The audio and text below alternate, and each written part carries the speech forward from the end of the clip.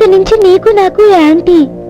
నా మొగుణ్ణి నన్ను నువ్వు విడగొట్టావు, నీ కొడుకుని కొడల్ని నేను విడగొట్టాను. దీన్ని టిట్ ఫర్ టాట్ అంటారు, తెలుగులో ఎత్తుకు పై ఎత్తు. ఎలా ఉంది అత్తయ్య? నీ ఎత్తుగలని మెచ్చుకోకుండా ఉండలేకపోతున్నాను. చాలా చక్కగా ఆడా. నీ దగ్గరే నేర్చుకున్నాను. అది గుర్తు పెట్టుకో, నేను ఈ ఆటలో బాగా ఆరితేరిన దాన్ని. ఇంతవరకు నన్ను ఢీకొట్టి ఎవ్వరూ నిలబడలేదు. ఇంతవరకు మీరు అనుభవం లేని వాళ్ళతో ఆడుంటారు. నాలాంటి సమబుద్ధి మీకు దొరికుండదు. నాతో ఆట చాలా ప్రమాదకరం. ప్రమాదం లేకపోతే ఆటలో మజా ఉంటుంది అత్తయ్య. పైగా మీలాంటి వాళ్ళతో ఆడే అవకాశం అస్తమానం రాదు. వచ్చిందిగా, చూద్దు గాని. చూద్దాం. అంతవరకు కాస్త విశ్రాంతి తీసుకోండి.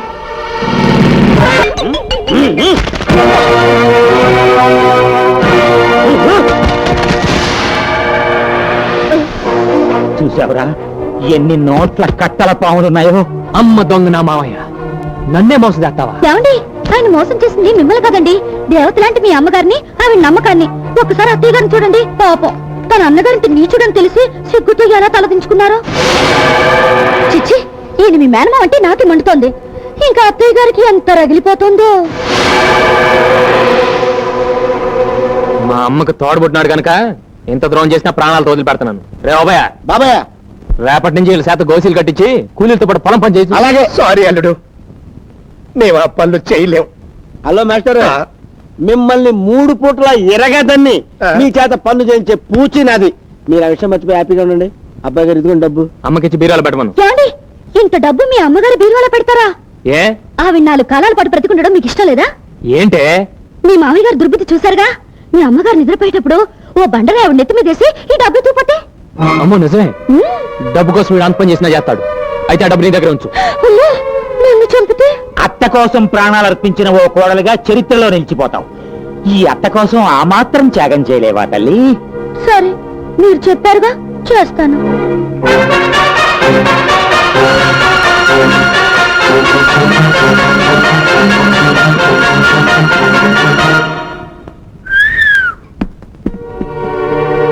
ఏదో కంచు కంచు అనుకున్నాను కానండి, ఇది అల్లటప్ప కంచు కాదండి, మంచి పోత కంచు.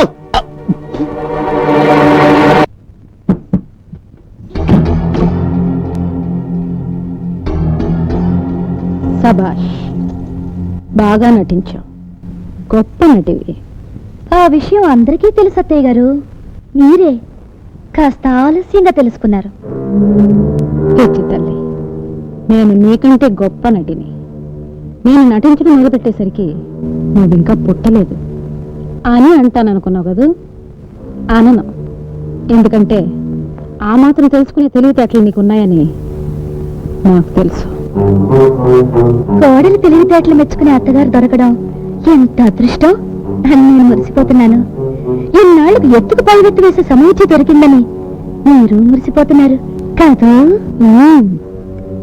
ఎత్తెంతో తెలుసుకోకుండా ఎగిరెగిరి పడితే మూతి పళ్ళు రాలిపోతాయి అని నేను చెప్పను. రాలిపోయిన పళ్ళు కట్టించుకున్న అనుభవజ్ఞులు ఎదురుగా కనిపిస్తుంటే నాకు ఆ మాత్రం తెలీదా? ఈసారైనా కాస్త జాగ్రత్తగా ఉండండి నేను చెబుతున్నాను అత్తయ్య గారు. 20 ఏళ్ల కుర్రకుంకో కాబట్టి నోటికొచ్చిందల్లా వాగుతున్నావు. 60 ఏళ్ల అనుభవం ఉన్నదాన్ని కాబట్టి నేను నీలాగా వాగను. 60 ఏళ్ల వయసు అవగానే రిటైర్ అయ్యి మూల కూర్చుని 20 ఏళ్ల కుర్రకుంకకే పెత్తనం ఇచ్చేయాలంటానని తెలిసే వాగుండరు. ఇదిగో చూడమ్మా, నీకు తెలియదు ఒకటి ఉంది. ముందుగా చెప్పకపోతే కంగారు పడతామని జాలిపడి చెప్తున్నాను. సరిగ్గా 24 గంటల్లో, అంటే రేపు మధ్యాహ్నం 12 గంటల్లోగా ఆ పెట్టెను నీ చేత్తో నువ్వే నాకు అందిస్తావు. అలా అందుకోపోతే నా పేరు నాగమణి కాదు. మా పరువు బజారు పని చేయకు. అత్తగా కాదు, అమ్మగా అడుగుతున్నాను. ఈ ప్రయాణం అనుకో. ఏంటమ్మా, ఏమైంది? అమ్మాయి పుట్టింటికి వెళ్ళిపోతానంటుంది బాబు. ఏ ఇక్కడేం తక్కువైందని? ఆయన డాక్టర్ చదివారు, పట్నంలో హాస్పిటల్ కట్టాలి, డబ్బు కావాలన్నాను. దానికి మీ అమ్మగారు ఏమన్నారు తెలుసా? ఇదంతా దొరబాబాస్తి, అడ్డమైన వాళ్ళకి ధారపోయటానికి ఒప్పుకోను అన్నారు. అవునే, ఈ ఆస్తంతా మన్నైతే. ఇప్పటికే నా చదువుల కోసం బోళ్ళంత డబ్బు ఖర్చు పెట్టాడు. ఇప్పుడు హాస్పిటల్ కట్టడానికి మళ్ళీ డబ్బు అంటే ఎలా? అందుకే వెళ్ళిపోతానంటుంది. మా నాన్నే గతి లేనాడు కాదు. నువ్వు ఇల్లు వదిలి వెళ్ళావంటే నేను ఊరిపోసుకుని చేస్తాను. అమ్మా ఏంట మాటలు? ఇప్పుడు నీ మూడుకో ఆసుపత్రి కట్టించాలి అంతేగా రే ఎంత వద్దురా 5-6 లక్షలు. సుధా నిన్న నీకు ఇచ్చిన డబ్బట్రా ఆలోచిస్తున్నావు ఏంటి వెళ్ళి పట్రా వద్దులే బాబు, నువ్వు కష్టపడి సంపాదించిన డబ్బు పరాయి వాళ్ళకి ఎందుకు ఇవ్వాలని అమ్మాయి ఆలోచిస్తుంది కాబోలు. పరాయి వాళ్ళు ఎవరమ్మా నా తమ్ముడికి ఎత్తున్నాను కాదంటానికి ఇదెవరు వెళ్ళి పట్రా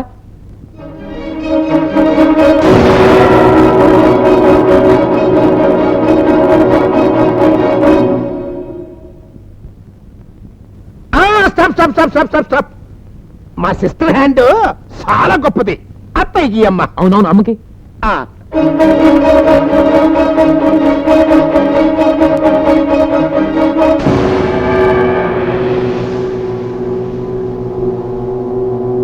బాబు టైం ఎంత అయింది? చెప్పు కరెక్ట్ గా 1 నిమిషం తక్కువ అమ్మా 12కి. ఏం దేనికమ్మా 12 దాటితే వజ్యం వస్తుంది అందుకని. ఏమండి నాకు చిన్న ఐడియా వచ్చింది. ఏంటది ఈ డబ్బుతో ఎక్కడో పట్నంలో 100 ఆసుపత్రుల మధ్య మీ తమ్ముడు గారు 101 ఆసుపత్రి పెట్టడం మంచిదంటారా? ఒక్క ఆసుపత్రి లేని మన ఊళ్ళో నాగమణి ధర్మాసుపత్రి అని మీ అమ్మగారి పేరు మీద ఆసుపత్రి పెట్టడం మంచిదంటారా?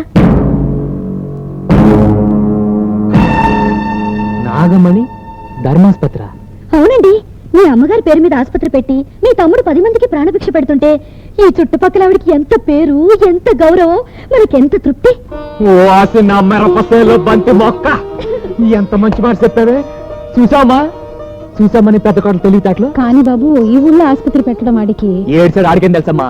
నీ పేరు మీద ఆసుపత్రి మనోళ్ళు బంపరు శంకుస్థాపనకి ఏర్పాటు చేస్తాను రెడీగా ఉండండి.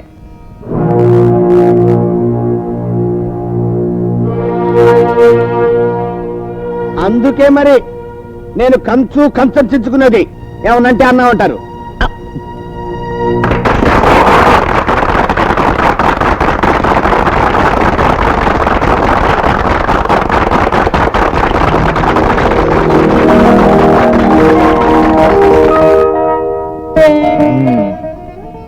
కంగారు పడకుండా రాత్రి చెప్పిందంతా చెప్పండి. ఓసిన కోడిగుడ్లో తెలుసానా నా కంగారటే ఓరే తెచ్చేస్తాను. మన ఆవిడ చెప్పేది ఏంటంటే ఆసుపత్రి అన్నమాట. మీకు తెలుసు నేను పెద్దగా చదువుకోలేదని, కానీ మా తమ్ముడు మాత్రం డాక్టర్ చదివాడు. ఆడి పట్టణంలో ఆసుపత్రి పడతానంటే మా ఆవిడ ఈ ఊళ్ళోనే మా అమ్మ పేరుతో ఆసుపత్రి కట్టమంది. అంచేత నాగమణి ధర్మాసుపత్రిని మా అమ్మ పేరు మీద ఆసుపత్రి కట్టిస్తున్నాను. ఇప్పుడు నేను చెప్పేది ఏంటంటే మా అమ్మ ఆసుపత్రిలో పేదవాళ్ళందరికీ ఒత్తిడి మందులు ఇస్తాను మా తమ్ముడు. చూసారా అబ్బాయి గారు, పునాది రాబడి 10 నిమిషాలు అవ్వలేదు అప్పుడే పోలీస్ పేషెంట్లు పరిగెట్టుకుంటూ వచ్చేస్తున్నారా? ఇదేంటండి మా తమ్ముడు ఆసుపత్రి కట్టేది పేదవాళ్ళ కోసం, పోలీసుల కోసం కాదు. మేము వచ్చింది ట్రీట్మెంట్ తీసుకోవడానికి కాదు, మీ తమ్ముడు డాక్టర్ చదివాడు లేదో తెలుసుకోవడానికి. పాకలో మేకలాగా మీరు బలేవారండి. ఆడిని లక్షలు ఖర్చు పెట్టి డాక్టర్ని చేశాను. రాత్రి అనక పగలనక కట్టుబడి చదివాడు. ఏమన్నా అంటే అన్నా ఉంటారు కానండి, డాక్టర్ చదవకుండా హాస్పిటల్ ఎందుకు గడుచుకుంటా ఉండే? అయితే ఆయన సర్టిఫికెట్ చూపించమనండి. చూపించండి మరిది గారు, మీకు భయం ఏంటి? ఇన్స్పెక్టర్ గారు ఒక నిమిషం.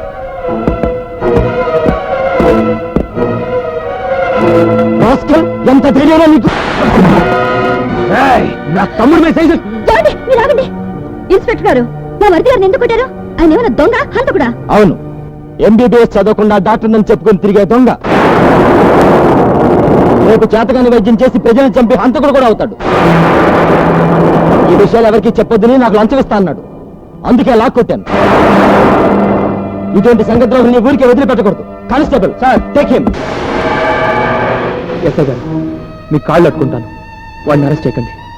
ఇంతవరకు మా కుటుంబంలో పోలీస్ స్టేషన్కి ఎవరు వెళ్ళలేదు. మా మరిది చేసిన వెధా పనికి మా అత్తయ్య గారు చూడండి ఎంత సిగ్గుపడుతున్నారు. వాడిని అరెస్ట్ చేస్తే మా అమ్మ తట్టుకోలేదు. ఈ తప్పు కాయండి, వాడికి నేను బుద్ధి చెప్తాను. మా అమ్మే తొట్టు.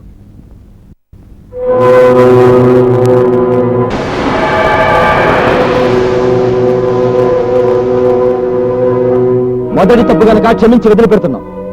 ఇక మీద మీ తమ్ముడు డాక్టర్ కాదు, ఈ హాస్పిటల్లో ఉండకూడదు. కానిస్టేబుల్ సార్ పదండి.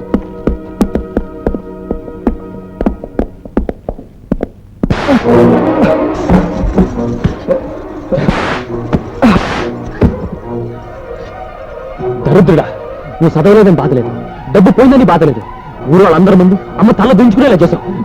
బాబు వాణ్ణి ఏంటంటే మీరు? ఆయన అసలు కోపంతో మండిపోతుంటే మీరు ఇంకా రెచ్చగొడతారేంటి? ఎంత చెడ్డ అతను మీకు అన్న కొడుకు.